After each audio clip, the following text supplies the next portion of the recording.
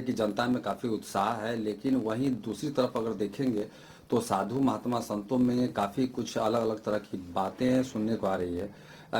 क्या कुछ लगता है कि इसमें क्या कुछ मतलब परेशानी है इस चीज को लेके स्थापना की? जय श्रीमन नारायण जी। हरिओम। ये विश्व वैदिक धर्म संघ के हमारे कोषाध्यक्ष महोदय और राष्ट्रीय अध्यक्ष महोदय ने बहुत कुछ श्री राम मंदिर पे बोल दिया है जी। अब मुझसे भी आपने यही प्रश्न किया है जी। और आपने ज्योतिषीय प्रश्न किया है। जी। हाँ, बहुत सारे साधु संत ने कहा भी है और बात भी बिल्कुल सही भी है कि ज्योतिषीय आधार पर जो है प्राण प्रतिष्ठा का वह दिन है नहीं, मुहूर्त है नहीं, फिर भी कुछ राजनीतिक लाभ के लिए शायद ये जो है प्राण प्रतिष्ठा कराया जा रहा है। लेकिन एक चीज महाराज हम रोकना चाहेंगे इसमें, जैसे आखिर प्राण प्रतिष्ठा की जो बात आप कर रहे हैं, तो आखिर कोई तो महात्मा ही निकाले होंगे ना उसका डेट, या कोई पंडित जी ही निकाले होंगे उस चीज को ले। आपने पूरी बात सुनी नहीं जी।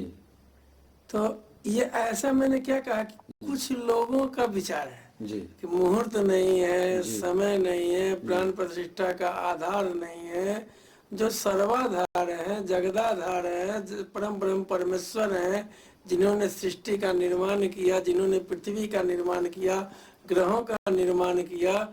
आपको मालूम होना चाहिए कि श्री रामचरितमानस में गोस्वामी जी ने इस बात को समझाया भी है कि जिस समय प्रभु प्रकट हो रहे थे, भय प्रकट कृपाला दीन दयाला, तो उसमें उन्होंने बतलाया कि सारे ग्रह अनुकूल हो गए थे अपने आप। जहाँ प्रभु राम ही प्रकट हो रहे हैं तो उसमें न कोई मुहूर्त देखने की जरूरत है, न यात्रा देखने की जरूरत है, न यात्रा देखने की जरूरत है। सब आनंद ही आनंद है। क्योंकि देखिए, प्रसन्नताम यान गताभिषेक तथा न ममले वनवास दुखता मुखा मुजस्सी रघुनंदन समय सदा सुसा मंजुल मंगल प्रभा। प्रसन्नताम यान गताभिषेक, जब भगवान राम का राज्याभिषेक हो रहा था तो उनके हृदय में कोई खास प्रसन्नता नहीं थी जी। और वनवास काल में भी मलिनता नहीं थी।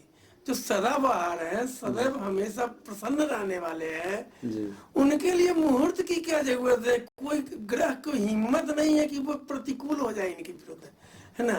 अरे प्रभु राम आ रहे हैं तो इसके अलावा तो कुछ चाहिए नहीं, कोई मुहूर्त नहीं चाहिए। दुनिया का सबसे शुभ मुहूर्त ये हो गया, है ना। इसके लिए अब कोई लेकिन किंतु परंतु का सवाल ही नहीं बनता है ना। बस यही मैं बहुत सारे लोगों से सुनते रहा, आपकी तरह बहुत सारे प्रश्न करते रहते हैं। तो प्रभु राम आ रहे हैं तो इसमें फिर कोई दिन यात्रा देखने की जरूरत नहीं है, ठीक है ना। मतलब हम लोग को उत्साह मनाना चाहिए, सभी को उत्साह 100% उत्साह मनाना चाहिए। ये कितने दिनों के बाद ये अवसर मिला है और ये हमारा सौभाग्य है कि मैं इस इतिहास का जो है गवाह रहूंगा, है ना। पता नहीं कल रहूं ना रहूं, लेकिन कम से कम इस इतिहास का गवाह रहूंगा कि प्रभु राम का जो वहाँ पर राज्याभिषेक जैसे त्रेता युग में हुआ था, वैसे आज जो है जो प्रभु राम मेरे नए मंदिर में आ रहे हैं, अपने घर में आ रहे हैं, तो इससे बड़ा आनंद क्या हो सकता है।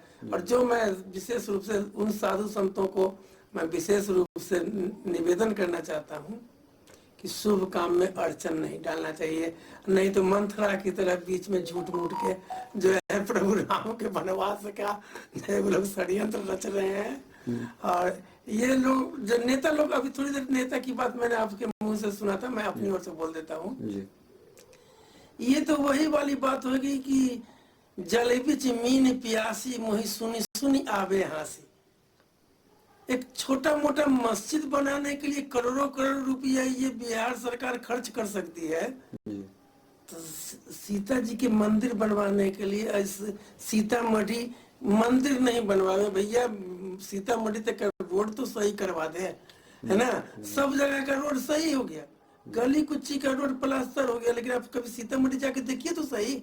सीतामढ़ी के रोड में इतना दर्द है, इतनी तकलीफ है कि मैं सीतामढ़ी गया, मैंने अंदर से आत्मा रो दी। यहाँ से भिट्टा मोड़ जाइएगा, जनकपुर जाने के लिए बिहार से भिट्टा मोड़ जाते हैं, भिट्टा मोड़ की यह व्यवस्था है, कुव्यवस्था है कि चारों तरफ दुर्गंध ही दुर्गंध है। अब वही बॉर्डर पार करके जब जनकपुर की ओर जाते हैं तो आनंद ही आनंद लगता है। ये तो हमारे वो गरीब देश जो है नेपाल जो है, इतनी अच्छी व्यवस्था माता जानकी क्या कर दिया, और हम बिहार की सरकार जो है, इसके लिए तो बिहार सरकार भी तो फंड अपना निकाल सकती है, कोई बहुत बड़ी बात नहीं थी। लेकिन इच्छा शक्ति नहीं है, वो फंड लगाएगी कब्रिस्तान को, पर्यटन को बढ़ावा है ना, पर्यटन को बढ़ावा दिया जा रहा है, लेकिन ये जो है मिथिलांचल को बढ़ावा इसलिए नहीं दिया जा रहा है कि मिथिलांचल को ऐसे भी लोग उपेक्षित करते रहे हैं, है ना, और यही उपेक्षा के शिकार हम सारे मिथिलावासी हैं। क्या चाहेंगे कि इसका भी डेवलपमेंट हो ताकि आप लोग को उपेक्षित न होना पड़े, लोगों को उपेक्षित नहीं होना देखिए, पड़े मिथिला को? प्रभु की इच्छा होगी तो वह सब कुछ होगा। राघवेंद्र सरकार का मंदिर बना ना जी, जी हजारों लोग अपने जीवन का बलिदान दिया वहां पर, तब ये बना, मजाक नहीं है। और मुझे आज भी वह दिन याद है कि आडवाणी जी का जब रथ यात्रा निकला था तो मिथिलांचल में ही यहाँ की वर्तमान सरकार जो है उनको जो है रात में 2 बजे रात में गिरफ्तार करवाई थी। सोचिए, आश्चर्य है ये। आडवाणी जी के रथ को रोकने का काम मिथिलांचल में ही हुआ था, और फिर यहीं से एक रथ हम लोग निकालेंगे जो मिथिलांचल के विकास के लिए। ये सरकार के भरोसे हम लोगों को नहीं रहना है। अच्छा, हम लोग अपने ट्रस्ट के भरोसे, अपने संघ के भरोसे जो है इस बात की पूरी गारंटी लेता हूँ कि मिथिलांचल के विकास के लिए हम लोग बहुत। वेंकटेश्वर जी अभी, वेंकटेश्वराचार्य जी अभी वृंदावन से फोन किए थे, आज हम लोगों का जूम मीटिंग भी है रात में 8 बजे उनके साथ, इसी को लेकर के। और मिथिलांचल को लेकर के ही हम लोग आंदोलन करने जा रहे हैं। अगला आंदोलन मेरा मिथिलांचल का ही होगा, है ना। आडवाणी जी ने जिस प्रकार से वो आंदोलन किया था, वैसे ही आज हम लोग भी आंदोलन करने की पूरी घोषणा कर रहे हैं। हम अगले सत्र में, ये लोकसभा के चुनाव के बाद हम लोग इसकी रणनीति तैयार कर रहे हैं। सीता जन्मभूमि और सीतामढ़ी और जनकपुर तक की व्यवस्था कंप्लीट हो, इसके लिए हम लोग आंदोलन करेंगे। मतलब सरकार से चाहेंगे, भारत सरकार, बिहार सरकार जी इसमें बढ़ चढ़ के आगे। बिल्कुल, भारत सरकार बिहार सरकार दोनों हमारे जो है सो इस बात के लिए समर्थन करना ही पड़ेगा। मतलब संघ लड़ाई मतलब इसके लिए लड़ेगा? बिल्कुल नहीं, तब मिशन 2025 तो मेरा कामयाब रहेगा ही, है ना, अगर नहीं सरकार चाहती है तो। जी जी जी, क्या परिचय हो? मैं आचार्य अजय कुमार मिश्र, विश्व वैदिक धर्म संघ के राष्ट्रीय महासचिव हूँ। इस